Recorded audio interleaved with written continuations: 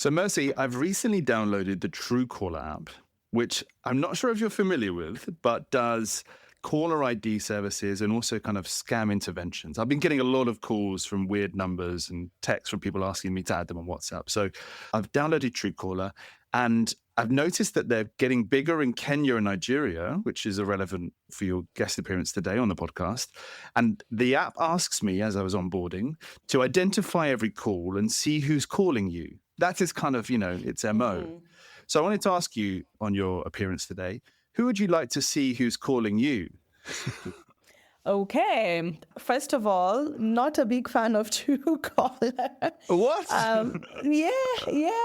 Listen, I must have been maybe 19 when I first came across Truecaller, and it just always seemed to snitch on you, like from that perspective. Like you couldn't just call anyone. But what I didn't like about it is it seemed to get records wrong. So at that time, I had a boyfriend, and for some people, my number would show up as my boyfriend's name on their phone. And that's how they saved me, like for 10 years plus. So this is like, it's a personal thing. So people have been putting their calls down on you, thinking that you were your ex-boyfriend. There you go. So God. But having said that, and seeing that now we live in very repressive times here in Kenya, there's this thing where if you speak up against violations of rights, then you start to receive random calls to threaten you, like you should tone down, stop fighting the government and things like that. I would like when a call comes from, some paid harasser, I'd like to be able to know who that is so that I can not pick the call, first of all. And second of all, like if I wanted to take action, I should be able to take action knowing that there's a person, because sometimes they're just anonymous calls. But also to just mention, I've just realized we live in very different realities, because your biggest problem is scam calls. I'm like, I don't know that any manufacturer is just like blind calling. Do you want to buy our soap today? No one's doing that. And my biggest issue is LinkedIn recruiters who have somehow found my number and offering me jobs. So you're right. We've already started on a different foot. I'm expecting this to continue throughout the podcast. I'll be honest. I love it. I love that the difference is clear as day.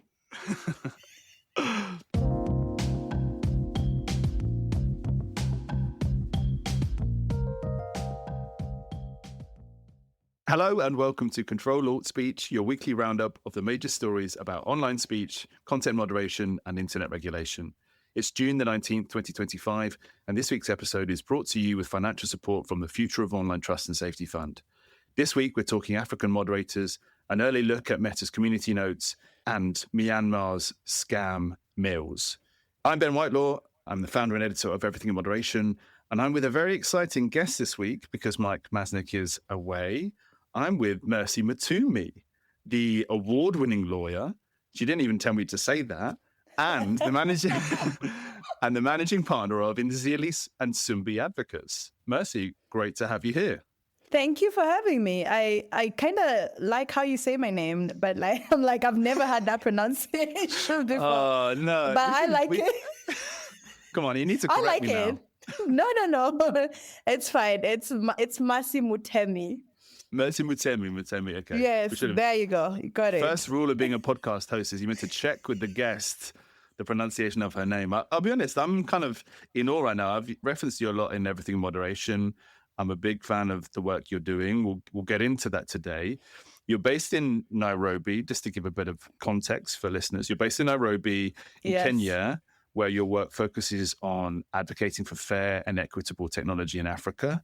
You're most likely known for 3 cases in particular that many of our listeners will be familiar with, that Mike and I have talked about a lot, including Daniel Motang's case and the case of 185 moderators against Meta for human trafficking, mental health, and unlawful termination. We're going to kind of talk about that throughout the podcast, but you've been working on these cases for over 2 years now, is that right? Yeah. Daniel's case since 2022. Actually, two cases since 2022, and then the other one since 2023. So, I mean, time does fly. How did you get involved in those cases? Talk to us about the kind of origin of your involvement in them. Actually, Daniels and Abrams were the first cases I was briefed on. And this just happened to be like an accidental meet. Daniel was looking for a lawyer in Kenya. He'd met up with, he'd done the Time magazine expose. Did you read that by Hill? Yeah. And that had led to him being connected to lawyers in the UK who were then looking for lawyers here in Kenya. So that's how I got connected to the Daniel's case.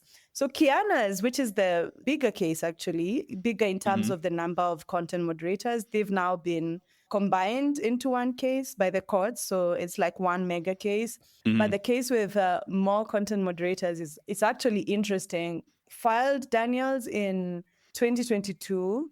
And then that triggered a mass termination of contracts towards the end of 2022, beginning of 2023. So then that case began in 2023. It's very clear it was retaliatory action for the first lawsuit.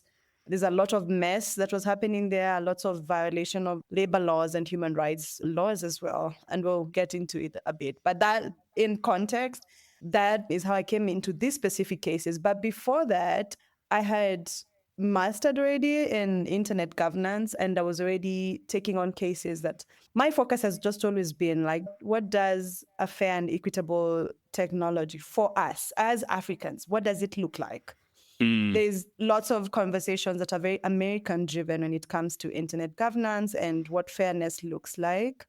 So even when you talk about universal access to the internet or freedom of expression or free speech, so to speak, it's very Americanized. But there's a way in which it doesn't translate into a local context, right? We're talking about the next frontier of AI and algorithms training. We've not even gotten more than half of our population onto the internet. Where are the data sets? So that's the kind of stuff that eats me up at night. So at first, before there was Meta, there was like lots of lawsuits against the government, mostly because of policy that didn't support fair or equitable technology, that didn't advance universal access to the internet, didn't protect the right to privacy or freedom of expression.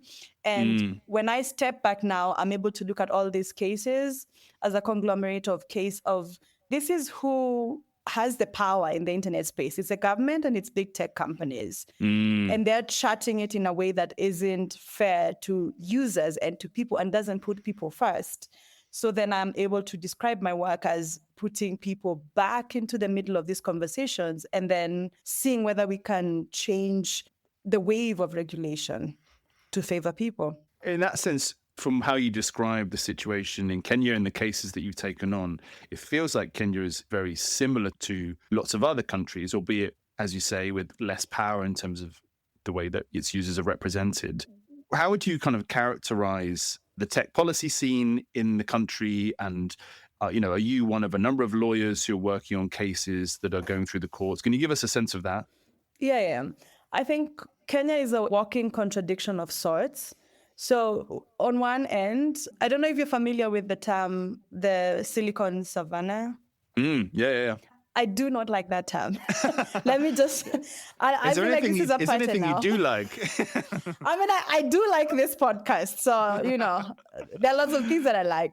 But I have very particular feelings around the framework of the Silicon Savannah. But regardless of what my personal feelings are, I think that in itself is the contradiction, right? And it's a name that came up during like the M-Pesa bloom of, this technology around mobile money, and Kenya positioning itself as this leader of technology generally in the African continent.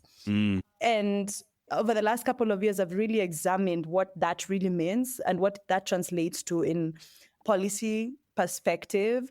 Does it mean that we want to have homegrown technology in terms of actual infrastructure? Like, we have Safaricom, it's homegrown. We have our own products. I mean, homegrown is in quotes. Does it mean that we want to see like an African social media giant arise out of Kenya? Like, what does it really mean? And Right. every time I've questioned it, it seems that the narrow understanding of that term, at least from the government's perspective, is that we're supposed to be the backbone of the Silicon Valley.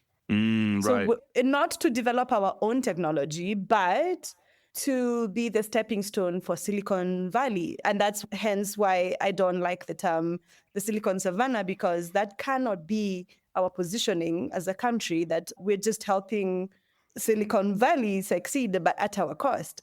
And what that has looked like is the promise of jobs, digital jobs, 1 million digital jobs being promised through the business process outsourcing model. Yeah. And when you dig up, it's basically you're going to do algorithm training work for the big tech companies in Silicon Valley or content moderation work in Silicon Valley. So this center, this beautiful center that's supposed to be the capital of digital technologies, at least for the continent, ends up being the capital city of abuse. And either way, we're having lots of conversations around technology, but they're not positive conversations. A lot of them are harmful conversations. And that for me is what has always been quite sad about the situation we're in. African-wise, from the African perspective, we do have lots that is going on for us, like good connectivity here. I mean, yes, Yeah. we've had some good examples of technology arising out of here and being used elsewhere. We seem to be very advanced.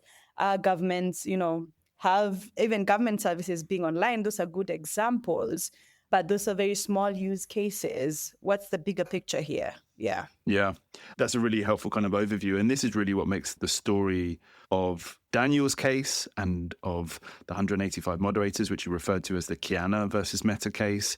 And the third case, which we're going to talk about in the course of today's podcast, the Abraham versus Meta case, which is about the Ethiopian civil war. We'll go into more details on that, which is why these cases are so fascinating. They are fundamentally kind of about digital labor in large part. And this is something that is a exploding story in not just in Kenya, but in other parts of Africa as well, in Nigeria and in Ghana. And who does the training of, who does the content moderation, but increasingly who does the training of these large language models that we're all going to end up using, it seems, inevitably. And it's this question of kind of the humans in the loop, which is often a term that people use, the humans who are in the process that are created by platforms and by business processing outsourcers, these huge companies who put bums on seats to do that content moderation at scale. It's a fascinating, fascinating story, not one that has very happy endings for a lot of the people involved, but is very important and is really why I wanted to get you on the podcast to talk about it. You wrote, Mercy, about a few months ago for Al Jazeera about how you felt that the kind of people of Africa, people in Kenya and elsewhere were digital cannon fodder for Meta in what you called a war against harmful content that the company is never really committed to fighting. Is that something that you increasingly believing as you work on these cases? What is it that's made you arrive at that point? Yeah, there's a very particular story that these three cases tell. So just like an overview, think about how human content moderation is carried out and specifically how it's being carried out in the African continent. Number one, it's not multiple centers in different countries. It's one center in one country and then bringing in people from different African countries. The peculiarity here is every African country has hundreds or sometimes thousands of tribes. We're not a monolithic society when it comes to language or culture. So if you are to do content moderation, then truly you do need people from different communities to come in and moderate content. So you have content moderators coming from South Africa, from Ethiopia, from Nigeria, coming into Kenya to do content moderation work. And what the two labor-facing cases, for example, focus on is just how badly mismanaged that process was. You're coming to do content moderation work, which we now understand to be very dangerous work that inherently carries the risk of mental health harm, without warning that this is the work you're coming to do, without even disclosure that you're coming to do Meta's work or Facebook content moderation work. It's just like vaguely described. And there's this boom on the African continent around digital jobs. So when you tell people like there's a digital job in Kenya, they're going to go for it because it's being framed as an attractive venture for the future, right? And then it's the model itself that's also very problematic. leave alone content moderation work carrying inherent risk for mental health harm. When you do that work in a model where, one, if you remember what the community guidelines looked like before January 2025, I mean, they were numerous, they were granular. It was rule and then sub-rule and then sub-rule and then sub-rule. And how it was being done here was a moderator had to sit with content and match it to a very specific sub-rule, because they're also training the algorithm to be able to pick this content up in the future. Right. But then add into the mix very unachievable metrics, like you have 70 seconds to make this decision, you have 60 seconds to make this decision. The whole model becomes so exploitative. And then now use the example of Ethiopia going through a conflict in a country where a lot of misinformation, a lot of incitement is happening on Facebook. So a lot of content is being reported and being queued to the content moderators for them to take it down. But then this fix of a system, a broken system where, one, you cannot make a wrong decision. It will lead to you being penalized and your salary being reduced. You cannot take longer than the assigned time for this piece. You'll also be penalized for that. You have to review as many videos as you can in a day, but the videos just keep coming in. And you're not enough people on the floor or even speaking the language. And what ends up happening is what the Abraham versus Meta case, shows us, that number one, you have community standards that are not contextualized to the African continent or to African communities.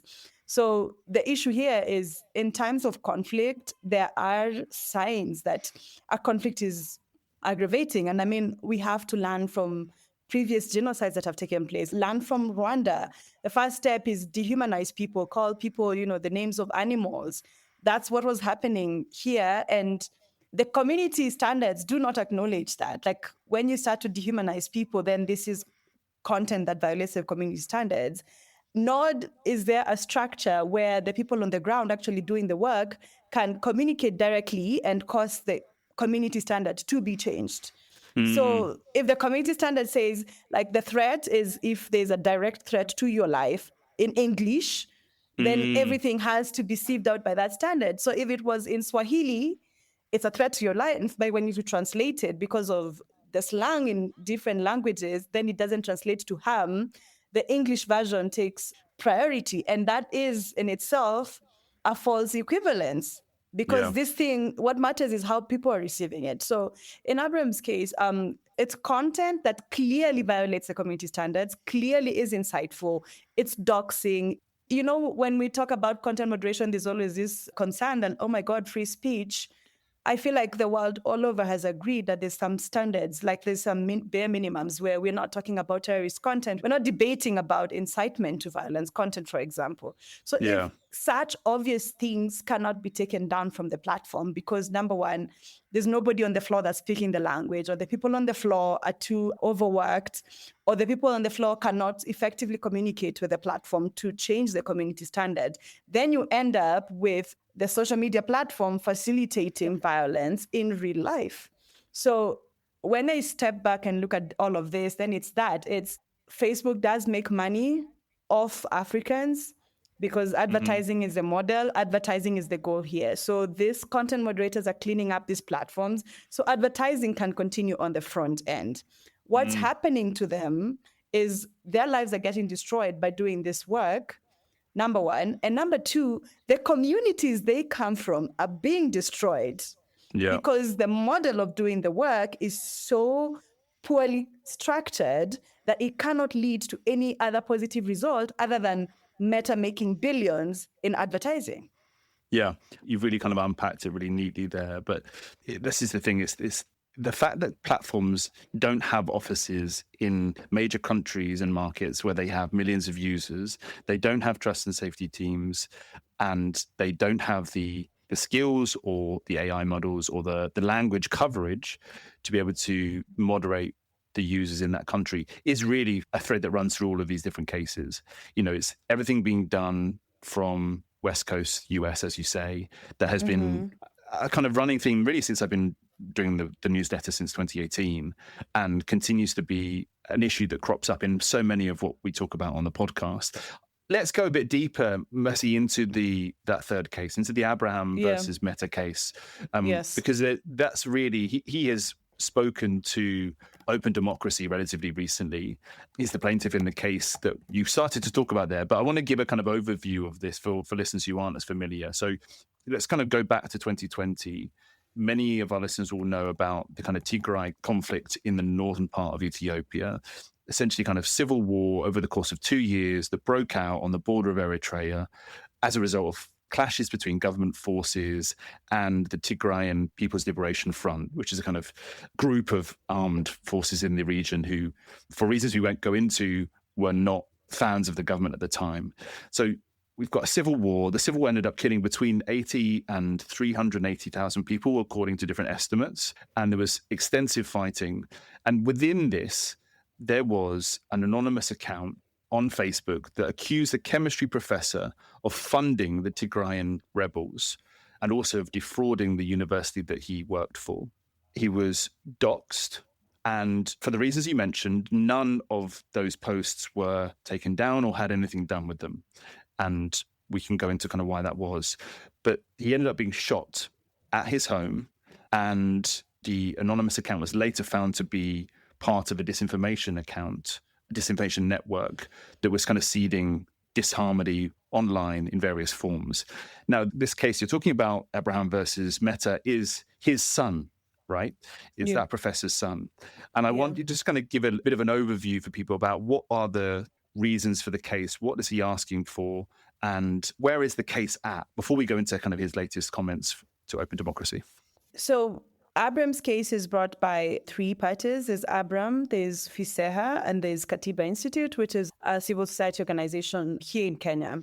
And the premise of that case is, one, content moderation was happening here in Kenya. So when Abraham's father was being doxxed by a post and people were reporting it using the reporting tool on Facebook, those posts were being queued to content moderators here in Kenya, right? And ultimately, the decision of do you delete it from the platform, do you not delete it from the platform was being made in Kenya. And that's why that case is being litigated in Kenya. Fiseha as well, he's from Ethiopia, but he was in Kenya when he was being doxxed, when he was facing a lot of incitement content. And it's worth noting he's an Amnesty International researcher, right? So he's been kind of doing research in this area and was also subject to doxing, as you mentioned. Yes. At that time, he was researching for Amnesty International. So the question then becomes, number one, can you be making those kinds of decisions here in Kenya where we have a constitution that says this is what freedom of expression is, and these are the very specific categories that freedom of expression does not extend to? We have propaganda for war, we have incitement to violence, we have hate speech, which all of these things is what the post qualifies as. So the question before the courts then is, if you're having these activities here in Kenya, can you then violate Kenya's constitution in the process and make money of it? Because then these posts, because of their viral nature, they become viral. A post is viral, advertising revenue increases. So essentially, can a private company make profit over violating human rights law here in Kenya is the question before the courts. And the stage where the case is at is we just had a decision in April in that case. Something you mentioned earlier around jurisdiction has become really the biggest issue in all three of these cases. Some facts here are relevant. Meta does not have a physical office in Kenya. As far as we can tell. I mean, there's rumors for like a branding office, where content creators can go and have lunch and, there's rumors about that, but as much sounds as lovely. Sounds really nice. As much as we can tell, for the purpose of establishment and legally speaking, jurisdiction, Meta isn't here, right? Yeah. But it had content moderators here, and it makes billions in advertising revenue from Kenya. So can Kenyan courts hear a case then against them when they're not physically in Kenya? And just to clarify, that's because the business processing outsourcing company was based in Kenya, right? This is the way that you can do a certain type of work from a country but not have an office here, is because you hire essentially a company to hire moderators and keep them on staff and make sure that they're supposedly happy. In this case, none of that was really done, according to... I think the web gets more complex because it's Meta in Menlo Park with a company in San Francisco, Summersource, striking a deal in the US, Summersource setting up like a branch here in Kenya of like the business process outsourcing company, all the decisions concerning the content moderation being made in San Francisco by both Summersource and Meta. And then Meta being completely in charge of the actual system that conducts content moderation. So it's really one of the situations that break the mold of our traditional understanding of jurisdiction, our traditional understanding of employment even. The jurisdiction piece has been settled. The employment piece is still yet to be determined. So if we were to discuss a little bit about the jurisdiction, the question from the beginning of at least the labor cases was just Meta saying, actually, you can't sue us in Kenya. We're an American company. And with Abraham's case, it was the same thing. It's like the harm was felt in Ethiopia. We're an American company. You shouldn't sue us in Kenya. And the decision we just got from the Constitutional and Human Rights Court here in Kenya was that, number one, Meta doesn't enjoy any form of immunity. It can be sued in Kenya, especially if there are actions that are taking place here in Kenya. The Kenyan courts have the authority to examine those actions and see whether those actions violate the Constitution and the Bill of Rights. Okay? Number two, it doesn't matter where the effect is felt. As long as the action takes place in Kenya, what you've done here, if it violates the Constitution, then we handle the issue of harm later, but at least the Kenyan court is the correct court to bring these cases. And I think this has been very precedential and very fundamental, because think about the algorithmic amplification cases, for example, before the Supreme Court in the US. And last year, there's a big debate around it when the Gonzalez case was going on, when the Twitter case was going on. And basically, I mean, the cases were decided on a different basis, but the issue of Section 230 and the whole immunity awarded by Section 230 to tech companies being center stage, can you really sue these companies for their algorithms? Because you remember, like, Congress's idea is we need to protect these nascent technologies. If you allow them to be sued, then we're going to destroy technology. I mean, it's 2025. I don't know whether these technologies are still nascent, but like, for me, what it was and what is really very, very paradigm shifting about the decision in April in Abraham's case was African courts giving us an alternative towards tech accountability, which is examine the effect on people. So if there were rights that were violated, then there is cause to sue the tech company. Forget about administrative law, forget about Section 230. If there's people that have been harmed, then they deserve a remedy. And that is, for me, mind-blowing, And am I right in saying that these cases are the first of their kind, in that you have Meta being sued outside of the country because they've lost these appeals, right? You know, they now face these two cases, the combined one of Daniel Motang and the 185 moderators and the Abraham one that you've talked through. They're now facing these cases in Kenyan courts. At what point in time will that happen? So in Daniel's and Kiana's case, they've appealed all the way to the Court of Appeal, which normally could be the last court of appeal unless the Supreme Court finds that this is a case that it wants to hear. So we don't know yet whether the Supreme Court is going to want to hear an appeal from Meta. Meta definitely wants to appeal all the way to the Supreme Court in the labor cases. But for all intents and purposes, it seems that the labor-facing cases are proceeding to trial because the Court of Appeal has pronounced itself on them. And in Abraham's case, we've just gotten the decision from the Human Rights Court, and Meta has indicated that it wants to appeal to the Court of Appeals court. We haven't seen the appeal yet, but then that might still have some journey to travel. But you're right. This is the first time a court outside of the US for the labor-facing cases has decided to try Meta outside of the US, because we do know that there was a content moderation case happening in the US. It was settled, but at least it wasn't thrown out on jurisdiction. Now, on Abraham's case, I want you to remember about the Myanmar case, which incidentally in the US was lost at the first stage and is now on appeal. So now Right. drawing parallels, Yeah. it's crazy to think that one of the reasons the Myanmar case was thrown out was Section 230 and the immunity there. I mean, there were other reasons, including limitation of actions. But here, on the first trial, the court is saying, we don't care about those other rules. We just care about the people, what happened to the people. So that's what's really different here.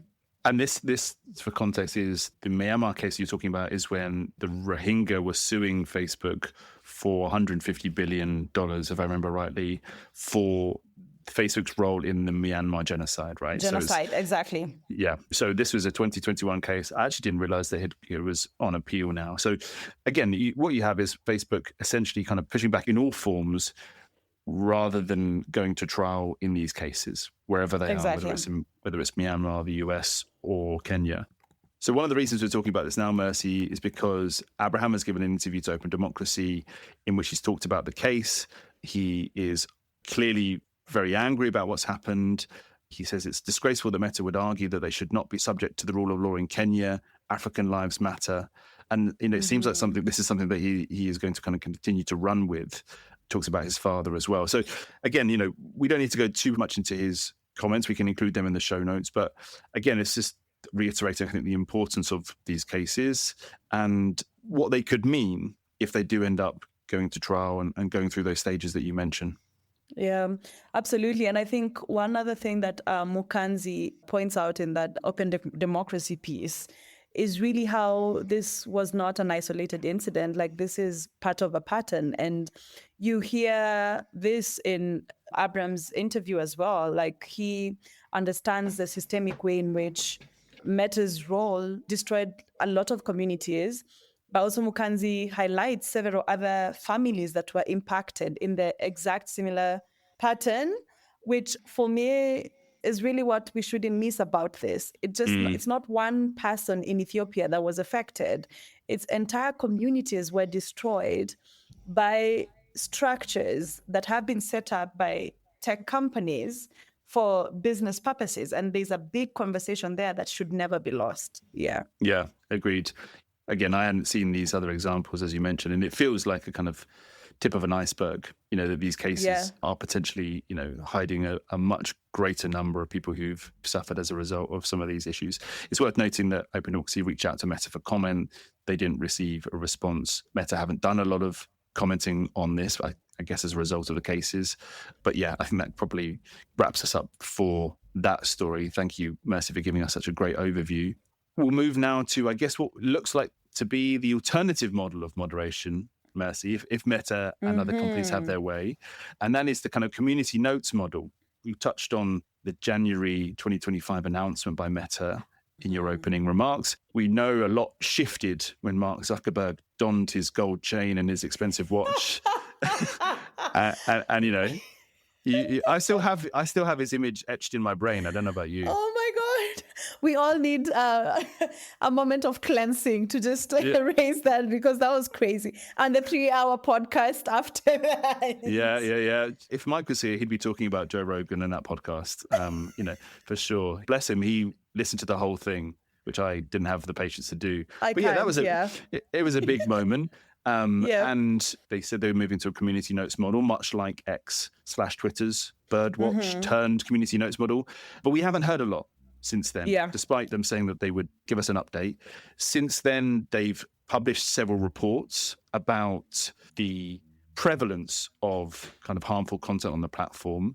Just a few weeks ago, they put out their community standards enforcement report that said that mistakes had halved in just one quarter. So the kind of tweaks that they'd been making to their dials had meant that there was fewer incorrect moderation decisions happening.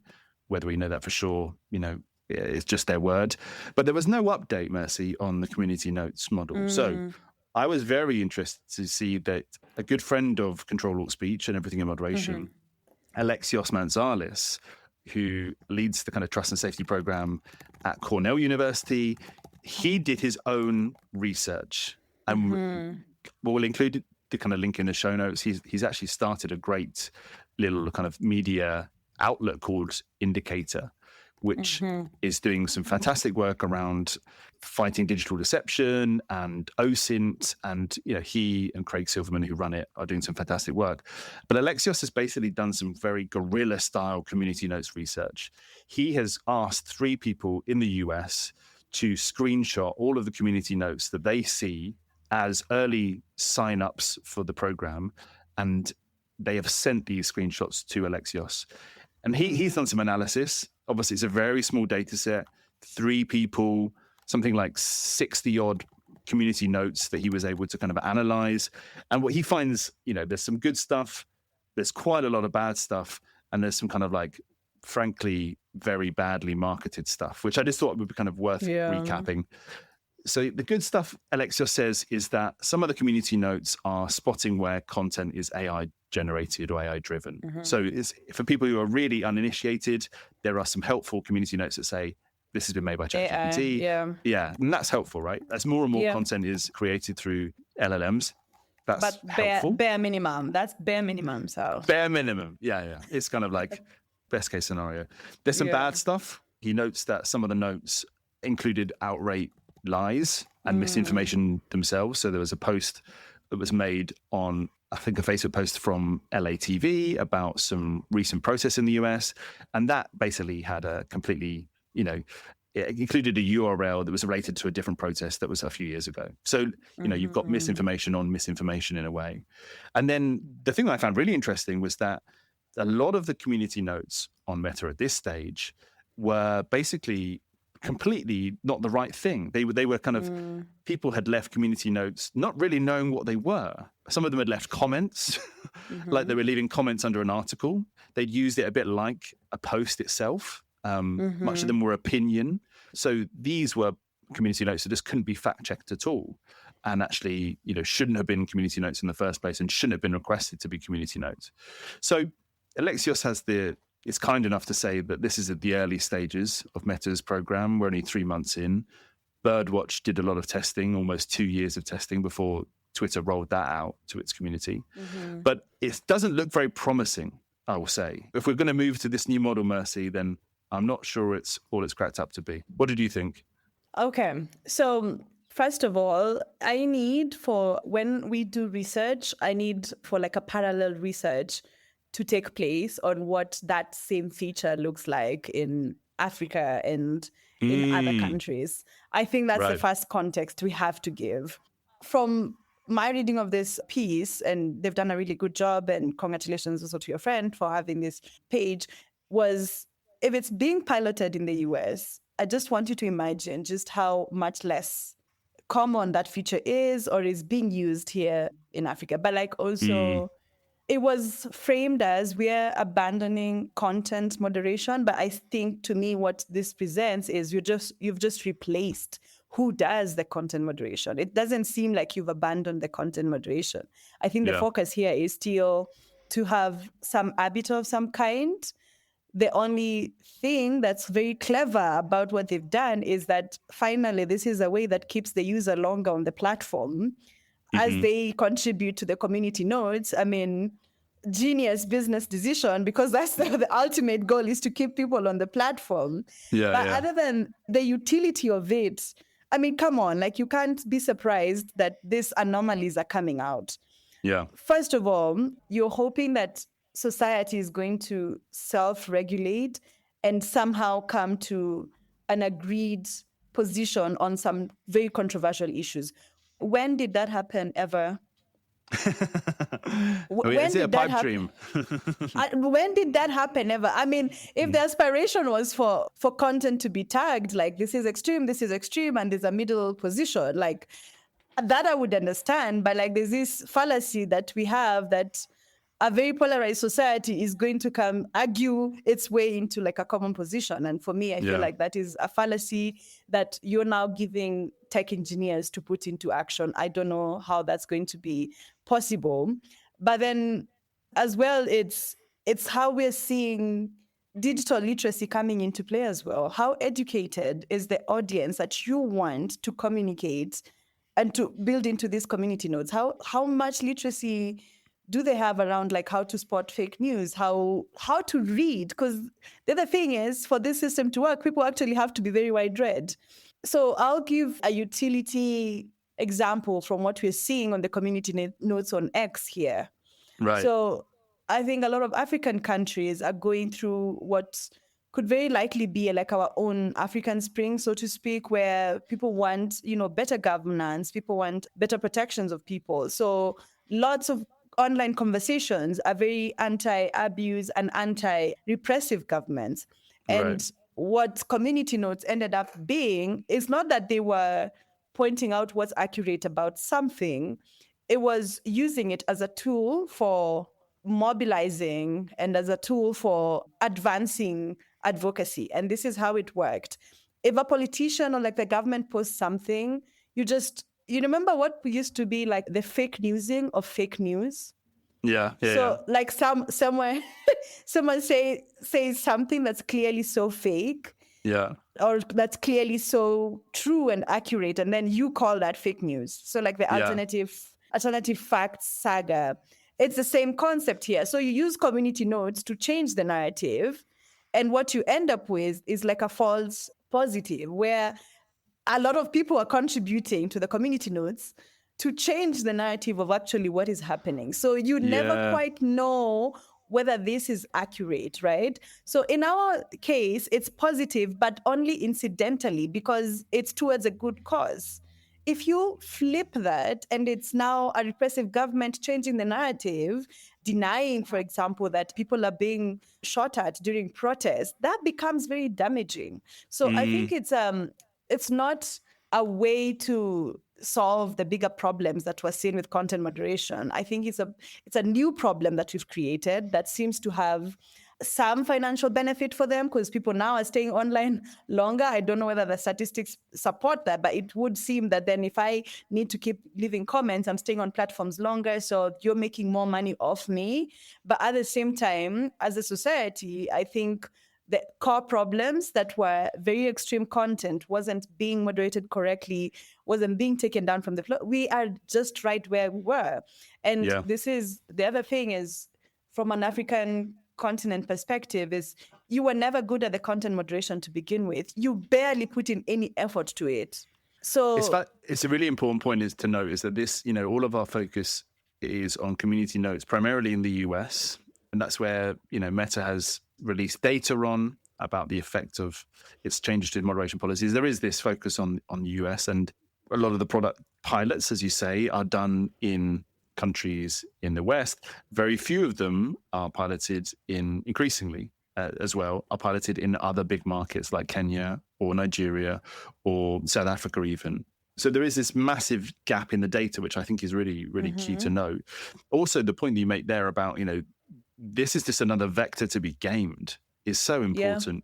There's a piece that was published this week, again, about the kind of rush towards community notes that many of the platforms are making. And a lot of the community notes are being kind of kept in the needs more ratings purgatory. Category. So basically these notes work through clever bridge algorithms that need people from different parts of the political spectrum to rate them and to deem them important. But so many of the notes get left in this kind of hinterland that no one sees them. And this goes to show that, again, they're not as useful as we maybe thought they were initially.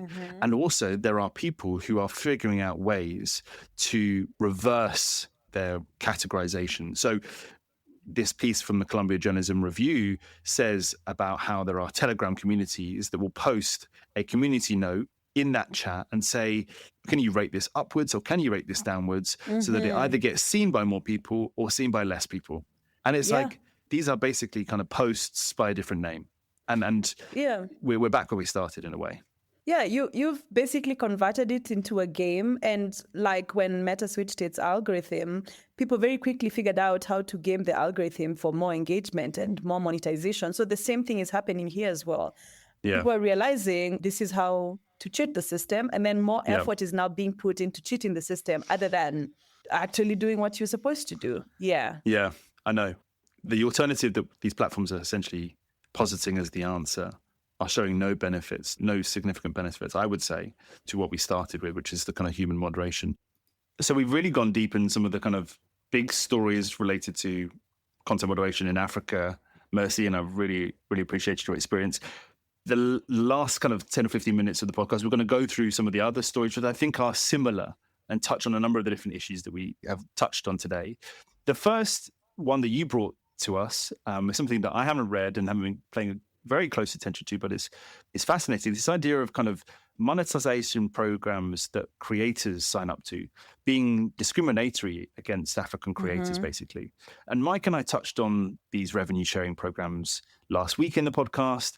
So this is a fascinating kind of addition to that. Talk us through what you found interesting about these stories and how it's kind of unfurling. Yeah. I think my first shock was realizing that for an African YouTuber based in Africa, for example, in Kenya, your revenue is determined by where your viewers are located. So if you have more American viewers, and for some reason, viewers based in the West fetch more higher income than viewers who are based on the continent. So you could have a video with 1 million views, but if they're all viewers from Kenya, then you don't get to monetize it at the same level as if you had, say, 200,000 viewers from the US and Europe. And for me, that is mind-blowing. And that's why one of the stories, it's not very recent, but I do think it still deserves the attention because I think it's very relevant to date. It's a story by Fast Company based in South Africa. And the title is The Meaning of Being an African YouTuber. Big audiences, no big money. And the author really goes into the details. He focuses on a creator who just explains how his video went viral, like the world over. And it was a very popular video about J. Cole, the rapper. And he gets 1.1 million views. The monetary return doesn't reflect that whatsoever. And to realize that this is like an African thing, it's not just Kenyan creators. Creators from South Africa, from Nigeria are also experiencing this. So for me, that was the first red flag. I think I noticed this maybe 6 years ago that YouTube had a discriminatory program. My suspicion, and I do think a lot of research needs to go into these kinds of discriminatory structures. But my theory is the reason why there are discriminatory structures is because of where the advertisers are located. So let's say YouTube gets the most advertising revenue from this continent, then it's going to prioritize viewers from that continent because this is the same model we're seeing across all other social media platforms, right?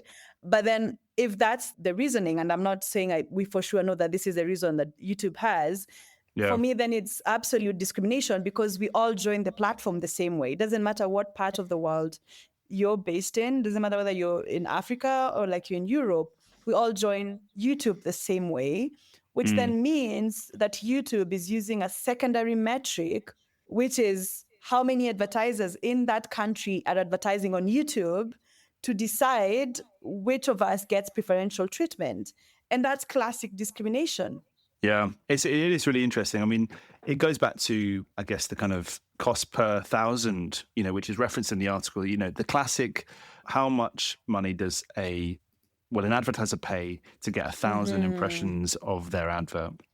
And it probably speaks to a wider issue across the whole internet, in old school formats like display banners, as well as the social media video inserts and the kind of newer formats. But you're right, it's completely variable. There's completely different experience if you're a creator in Kenya or in Lagos versus if you're in the US. And it's not just the kind of CPMs, which is one thing and, is kind of structural and almost embedded, I think, in the internet, to be honest. But it's more so the kind of who gets access to these revenue programs. How does somebody within the kind of business development team of a platform decide that 8 out of 12 creators who get allowed onto this revenue sharing program, that they're all from the US?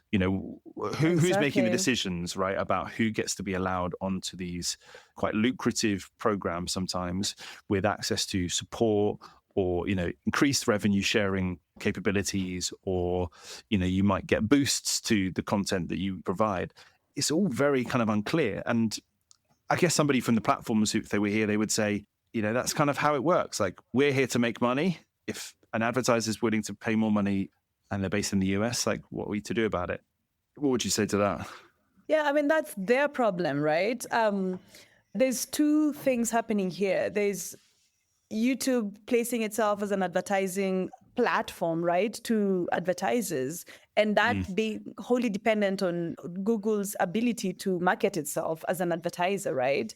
And Yeah. then there's Google that is inviting people to share content on the platform and not requiring any form of tiering, right? It would have been different if I paid $1,000 to join the platform, then I get paid more for every view. That would make so much sense, because then at the inception, you've already tired people. But the thing here that I think is quite problematic is that you're using a metric that users have no control over whatsoever. Like, this Facebook creator doesn't get to determine how many advertisers get to advertise on YouTube in their country. That's wholly dependent on how much money Google has decided to spend in advertising itself here in Kenya. Yeah. So Google's decisions affect this user in a very discriminatory way, because then the user does not have any control over how their income is going to flow in. That's determined wholly by very discriminatory practices. And it has subtle shifts as well. This creator talks about focusing on content that is going to be attractive to US audiences rather than African audiences, right? So this is kind of subtle, again, you touched on it earlier, like playing of the algorithm or playing of the system more generally in order to, make a living from it, which I think is fascinating and something that, as the creator economy explodes and we're seeing more and more people go directly to individuals with big audiences for their news and information, it's just going to become so much more focused. I agree. There needs to be research on the kind of absolutely creator programs. I think there's something you mentioned, perhaps maybe on your last episode with Mike, which was that how the monetizing programs are set up end up controlling what ends up being free speech on these platforms. So if I realize that if I post content for like a Western audience, that's the only time I'm going to make a considerable revenue, that changes my entire shift. Like, it doesn't matter what I started out as, I want to make a living off of these platforms. And I think there's something there that is being lost in that, is this really free speech then, or it's just commercial speech? What's really happening here? And sometimes, like in YouTube's example, I mean, you have to sort of go 3 layers down to discover the discrimination that's there. Think about the TikTok Creator Fund.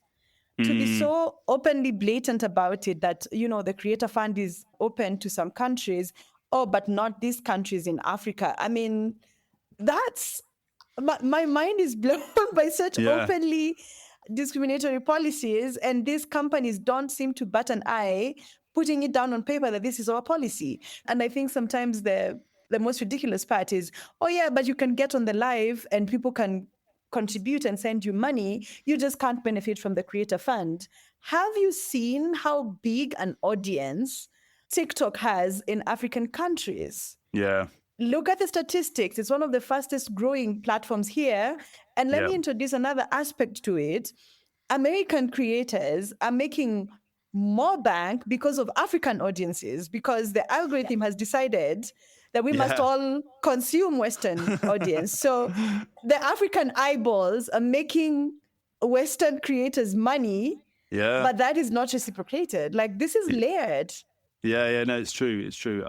I would love to read some analysis about this and who gets to decide and what are the justifications. We've almost become kind of expectant that these programs will only be rolled out in certain countries to begin with. And we don't really question when they're not extended to other countries. So I think it's a great thing to flag. Let's go on to our kind of next story that we both read and were interested in. This is a story that I found which builds on something that Mike and I talked about a few weeks back. Listeners might remember we talked about a New York Times story about the rescue of hundreds of people from an online scam mill in Myanmar. It was a kind of huge operation, took place in February. It was kind of came out of the blue. There's some politics behind it that we won't really go into now. But actually, one of the people who was rescued a Sierra Leonean man called Mustafa Momo has talked about his experience. And it is a really harrowing read that he's given to the Times of London about what happened. He's a 36-year-old sports teacher.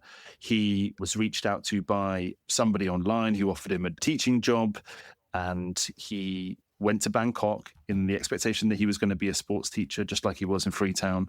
And it turned out very differently. He was kind of shepherded on a 4-hour bus drive across the border to Myanmar. He was forced to sign a contract, which sounded incredibly scary. He was tortured for 3 days because he didn't want to initially sign it. And he ended up spending 9 months in which he was essentially scamming people online for, across various different platforms. He had targets to set, $15,000 a month scam target, which he was set.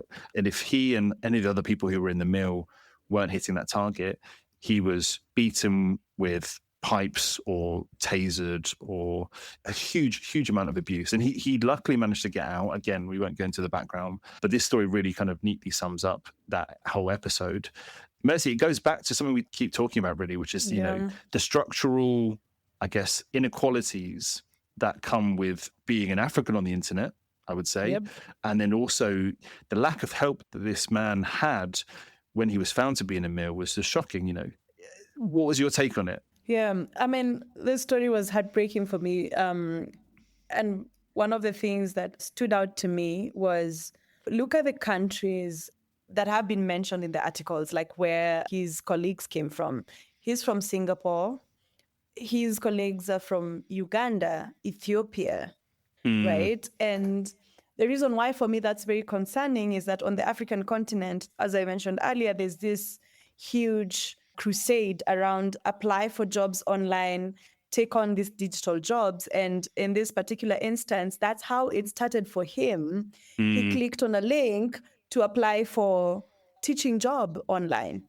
And then from there, it's done with this pretense of like, this is a professional job, you're doing interviews, here's your ticket, here's your permit, come in, and then everything changes. So the first thing as an African is like, how much more of this is happening that we are not aware of? Like, if this is just one story, how much more are there? Number two, are our governments literally shepherding us into these kinds of situations? Because in Kenya, for example, this idea of digital jobs is being paraded by the government itself. And there's been already lots of conversations on the government's involvement with the human trafficking that's happening in Saudi Arabia and for domestic workers. Now, there's this other situation that's looking like the government is pushing young people to go for digital jobs, promises of being paid in dollars and earning a lot of money without there being proper due diligence channels, proper employment agencies being involved. And in this case, if a Kenyan was caught up in this, there wouldn't have been an embassy either way. They wouldn't have gotten the help that they needed. And it made me reflect on a lady I represented a while back who was caught up in a similar Chinese scam around WeTransfer, where they were involved in like criminal activity. There was this era of SIM card switches or switching of SIM cards where they would be made to get as many SIM cards, register them, and then use the SIM cards for crime. And very many times, like even in the case I'm highlighting, people don't know what they're getting caught up in. All they want is jobs, and we have a right to jobs, but we also have a right to be protected as we apply for these jobs, as we put ourselves out there and say, okay, I need to do a job. I need to be a responsible adult and carry out a job. And there are so many other people in this framework who could do better in terms of due diligence, in terms of doing their job and enforcing laws and policies, including the platforms themselves. When you see these adverts and people are complaining that this happened to me, I would be very interested, for example, to know that has the platform where he got the job advert, has it pulled down those kinds of adverts, or are they still online? Like, you have people here who are saying, this is what happened to me. If there isn't a corresponding action by the platform company saying, absolutely not, we will not enable this kind of behavior, shut down this connection. If there isn't corresponding action from the government stepping up and saying, actually, we need to investigate this and create protections, then it just does feel like at the moment there's like some despondence around this issue on the continent specifically. And Yeah. I look back at like the AU pronouncements around what our future is going to look like, and even the AI conversation in Rwanda earlier this year. Everything is about digital jobs, digital jobs, digital. I'm like, stop. Where are the policies to protect people? We've had content moderators go through human trafficking in that perspective. We have people telling you digital jobs that start out as clicks are taking us to human rights camps and scam camps in different countries. At what point do we actually stop and take action? Yeah, totally. I mean, you mentioned the African Union there, the AU. These are large multi-country governmental bodies who are pushing for the kinds of journeys that Mustafa has made. And, when it doesn't go to plan, there is very little that anybody can do on an individual level. So amazing kind of insight, obviously a terrible, terrible story. Let's finish, Mercy, on a really interesting reading. We were talking before we started the podcast about the Tanzania ban of pornography on X. And I'd seen this story, but you've got a completely different reading of it. You've kind of, you've read between the lines, and I want you to kind of share your thoughts with the Ctrl-Alt-Speech listeners. Yeah. So the story you're talking about is there's a story on the BBC on Tanzania announcing a shutdown of X because of pornography. Okay. So first things first, it's important to understand, like in the African community, pornography is a big conversation. That X doesn't seem to care or do anything about it has caused like some conversation. I think it's important to just set that straight. And when you say conversation, you mean there are kind of very polarized views about whether it's acceptable in any form, right? Yeah, I mean, there does seem to be like a morality perspective towards it, which is, if there are no requirements, like pre-entry requirements into a social media platform, then why should there be adult content on that platform? Because then that means children can access this platform. Some of the conversations are reasonable, some of them are extreme. I mean, doesn't matter. But what I found to be quite interesting about this perspective is the circumstances surrounding this shutdown. For those who might not be following what's happening in Tanzania, Tanzania is in the middle of an electioneering cycle, and it seems the opposition leader has now been accused, is standing trial for what seems to be trumped up charges of treason. And in Tanzania, they still have like an old constitution. If he's found guilty, he could be sentenced to death. And this is quite literally a very shocking trial that's happening there. It doesn't seem that anything is being done as per the law. And as is common with a lot of, first of all, we are all part of the East African community, right? Kenya is, Tanzania is, Uganda is, and a lot of other countries are part of this African community. So there's a lot of solidarity with people standing with Tundu Lissu and going into Tanzania to follow the proceedings when the case came up for trial. And some of the notable figures that went in was 2 former chief justices from Kenya. One gets let in, one is returned at the airport. Like former Chief Justice Willy Mutunga is returned. Former Chief Justice Maraga is let in. Martha Karua is returned. Like there seems to be like a lot of games and politics going on around it.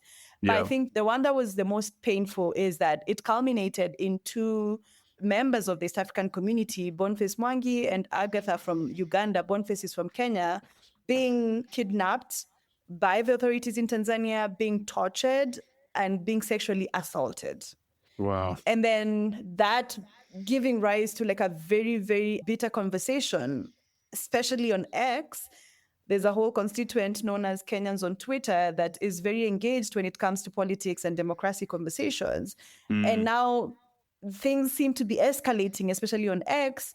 They have somehow managed to access Tanzania's police social media handles and are posting as if the police is against the Tanzanian president.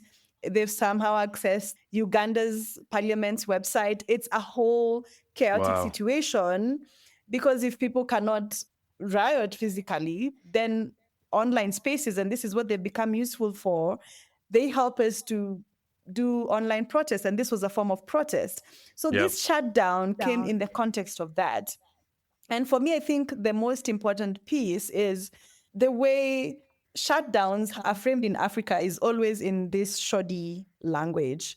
You'll Yeah. have Ethiopia saying it's because of examinations. We are shutting down the internet to curb cheating. You have Uganda doing something similar, like, oh, it's because of examinations. That's why we're cutting down, social media platforms. But in real sense, the target is to stop free speech around very important issues, because in those conversations, lots of Tanzanians were also coming up and saying, actually, this is wrong.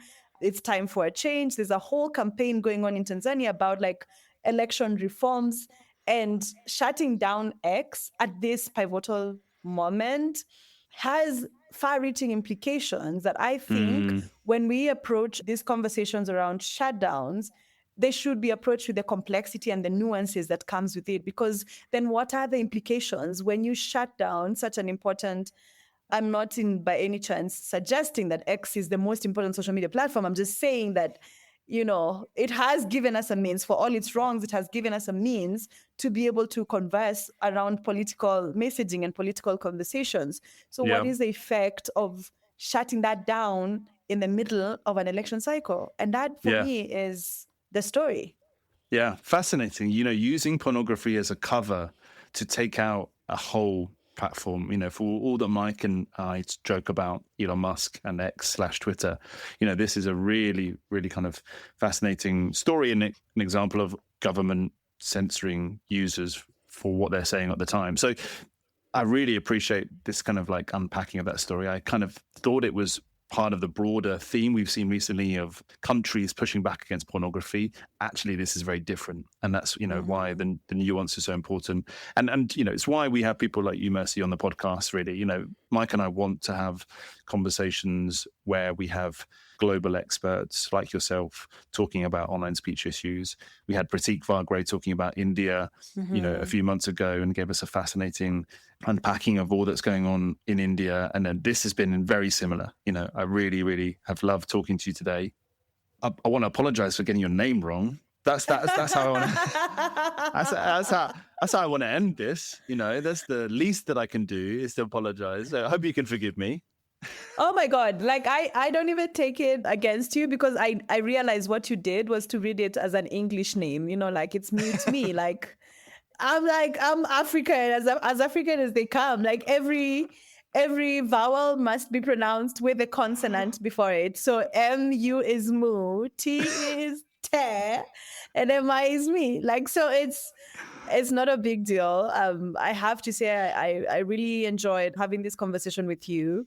It was maddening to to relive the reality of the different context in which we live in. But I think those are very important conversations to have. And I'd encourage like more of that global conversation. I think it's easy sometimes to get lost in the singularity of it. And already in the singularity, there's lots of problems. But imagine how those problems cascade down to, the rest of the world. And I think it's very important to have this conversation. So thank you for having me. Yeah, I really, really appreciate that. I've learned a lot from you about the Kenyan content moderators cases that you've worked on for so long. I've also learned how to pronounce your name. It's been a big day for me. And and I hope we can have you back. I really hope we can have you back one day. So thank you for making the time. I just want to give a shout out to all the outlets that we've talked about on today's podcast. We had Open Democracy, BBC, The Times, Indicator Media. We couldn't do the podcast without their excellent reporting and coverage of this important topic. And just thank you again, Mercy. It's been fantastic to chat to you. Keep up the good work. And thanks for listening, everyone. Thank you. Thanks for listening to Ctrl-Alt-Speech. Subscribe now to get our weekly episodes as soon as they're released. If your company or organization is interested in sponsoring the podcast, contact us by visiting Ctrl-Alt-Speech.com. That's Ctrl-Alt-Speech.com. This podcast is produced with financial support from the Future of Online Trust and Safety Fund, a fiscally sponsored multi-donor fund at global impact that supports charitable activities to build a more robust, capable, and inclusive trust and safety ecosystem.